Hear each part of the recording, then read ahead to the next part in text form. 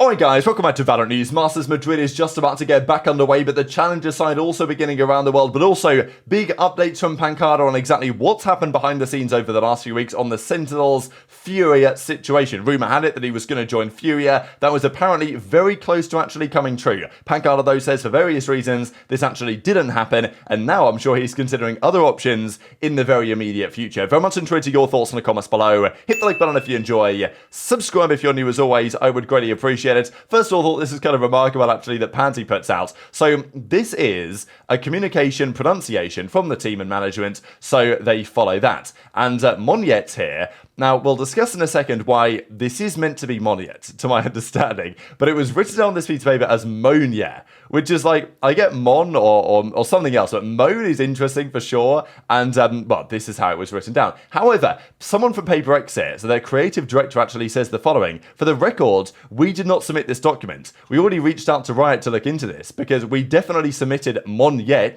to the Pacific. There's probably a mix-up, and stuff got lost in the source. He's not even wearing our jersey in the picture, which is, yeah, I guess that's a fair point. It's an old picture. So, yeah, Paper X definitely did not themselves make this document to give it to Riot Games. So, I just kind of wonder how that actually happened. And I was half thinking it tells the social media team to troll the whole thing. So, yeah, interesting analysis for sure. But I imagine Moan-Yeh will be going back to be Moan-Yeh going forward. And to be fair, he's been turning up this tournament. Ever since a bit of trash talk happened in that series the other day, Moan-Yeh's turned it around and has played the Valorant that he needs to play if Paper X need to make a run of this tournament. Now, Clove, that's the new agent coming in the relatively near future. There have been some rumours onto what Clove's abilities are actually going to be. These are the respective ability icons here for the character. And this is a leak. I don't know if any of this is actually true or not, to be honest. Some of this seems a little bit difficult to believe, but I'll just share what is being theoretically rumoured. So there's meant to be this like smoke. It's kind of like a jet smoke, which if you pass through it,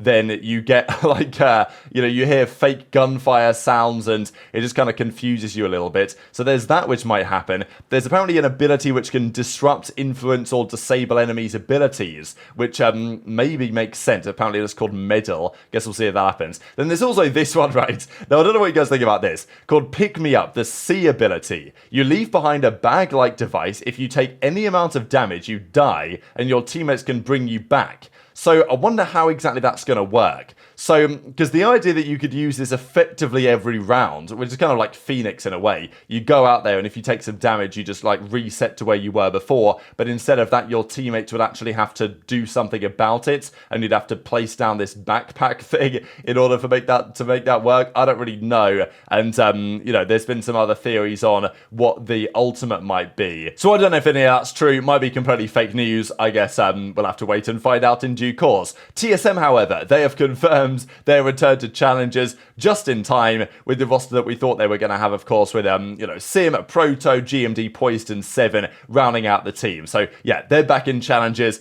It's understandable the way these organizations are going to run it. They're going to come in, they're going to leave, they're going to come back as soon as the season begins, unless, of course, they actually qualify through and win Ascension and make it all the way through to the actual league, because that is the goal at the end of the day. However, there are some teams that are down there. They're obviously doing well. They started playing yesterday. We'll discuss those series in a second. But how about this one? So Icy, a player that was briefly on the Evil Geniuses organization last year. He's most recently been on this team, Together We Are Terrific, and I'm not going to put together what that acronym actually means, but Icy is gone for their team, as they confirmed yesterday. Today we say goodbye to Icy, as we can tell. Phenomenal graphic quality right here. And now the rumor is that G2 Icy is going to be a thing. So this is a really interesting observation that Icy might be straight into the league. Net is gone from their roster, and Icy is going to come in instead.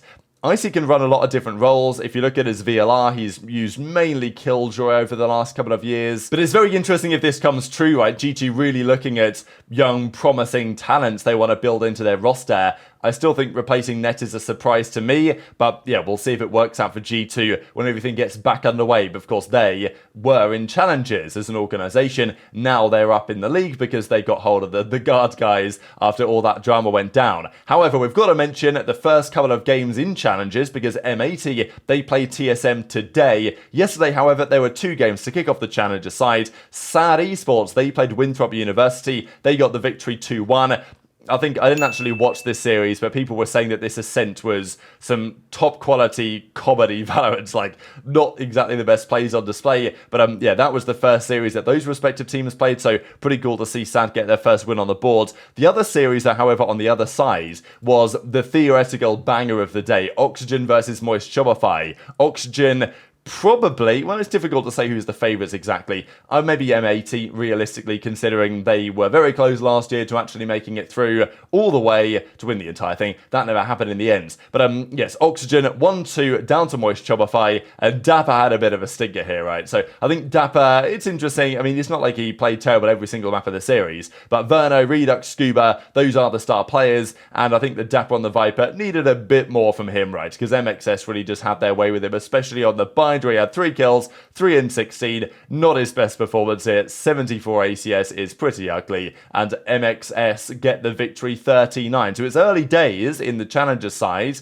and both of these teams I would very much expect to make it through in the long term and be serious contenders, and arguably, that's the scariest game of the entirety of Group A. But still, a few things for Oxygen Esports to think about, and I wouldn't be surprised if some of those guys, Verno, Scuba, and others, and Redux, they're looked at by some of the top teams. I'm interested actually to wonder whether G2 would have considered an option like that in replacing Net. But Moist Shopify, they get the first victory. M80 played TSM today. These are all the other respective games over the coming days. But of course, the big games really around the world of Valorant are about to get back underway in Madrid just tomorrow. I'm pretty sure the matches get underway once again for the playoffs. But of course, pAncada is not even there. They now have Curry as their 6th man Sentinels, and they may need him. It's unlikely, right? But if they did need him, they could bring him out there. pAncada, however, will not be going, and this comes along, much scrutiny and discussion on where pAncada's next step is going to be.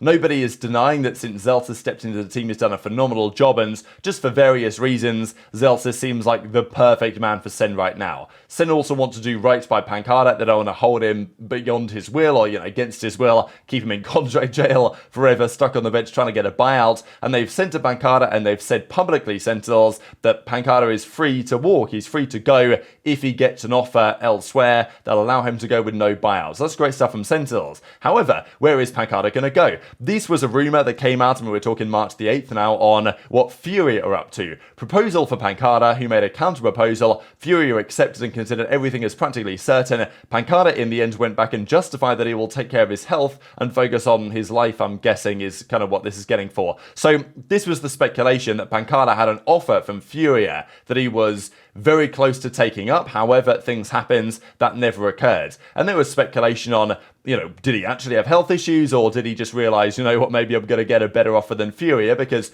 to be fair, the FURIA team, yes, Brazilian team, it would make sense, but they didn't perform well at the kickoff, and if I'm pAncada, I'm waiting to see what happens with Loud, and just, okay, they've made the playoffs. It's unlikely that they're going to blow it out, but let's say, theoretically, Loud got slammed out of the playoffs by, they play Sentinels tomorrow, and then let's say they played Paper X or Gen.G or one of those teams and lost. Would they consider a change?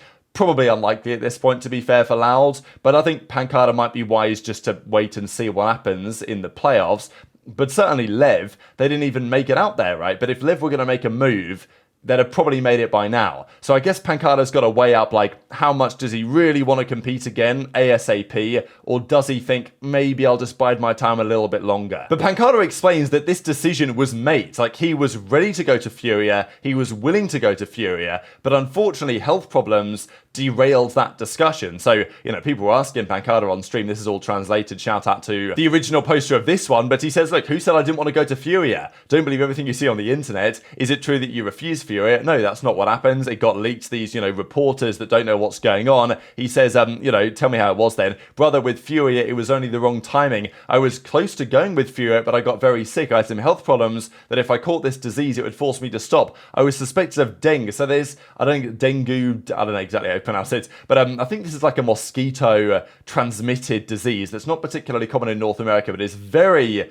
problematic, can actually be deadly, I'm pretty sure. So pAncada must have been very unwell to be suspected of that disease, and he says he has a health problem like the name of the thing that protects the immune system. So maybe like the white blood cells or something, a very low count for pAncada. So when he gets unwell, then it can get pretty bad. So he says like he's been sick twice a month though. So it's been problematic, right? So he says, health problem, gotta resolve it. So wishing the best here for pAncada because, you know, obviously there was speculation on when the FURIA stuff happens, and he was like, well, you know, I want to take care of my health and everything. People were wondering exactly what was going on, and as he says here, people said that I refused the proposal because of money, right?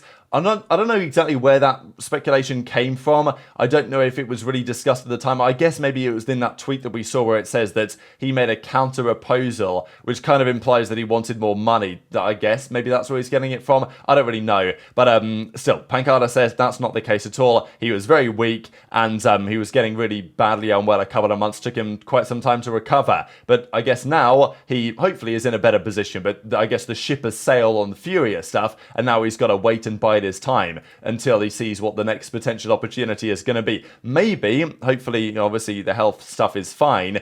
This could be a blessing in disguise, maybe, right? That pAncada, by not joining FURIA because of these reasons, might get better opportunities in the very near future. This, of course, is the league in the Americas. I guess you're looking at FURIA, looking at MIBR, you're looking at Loud, Lev, really lots of these group of mega teams as potential options. There are other teams as well that might consider pAncada services. I think it would be wise to do so. And I feel like pAncada would definitely want to be back in the league at some point this year so he gets a bit of a chance to at least, you know, play Sentinels at some point. That would be the dream for those of us who like watching competitive VALORANT, to see pAncada on some sort of competitive outfit playing up against Sentinels in a really important series at some point at the end of the year. But that's probably not going to be happening unless he joins a particularly good team. So very much intrigued to your thoughts in the comment section below. Just to quickly mention before we get to the playoffs, these are the top viewer games so far. SEN KC tops the lot, Paper X KC in second place, few from Sentinels, but really just all around the world here in general. Even Edward Paper X had over 719,000 almost. So this should be pop at 1 million come to the playoffs, certainly for the big games later in the day for the good time zones. Sure, KC isn't there anymore, but Sen is still there, so there is always that. But very much intrigued to your thoughts in the comments below. Hit the like button if you enjoyed, subscribe if you're new, take care, and I'll see you next time.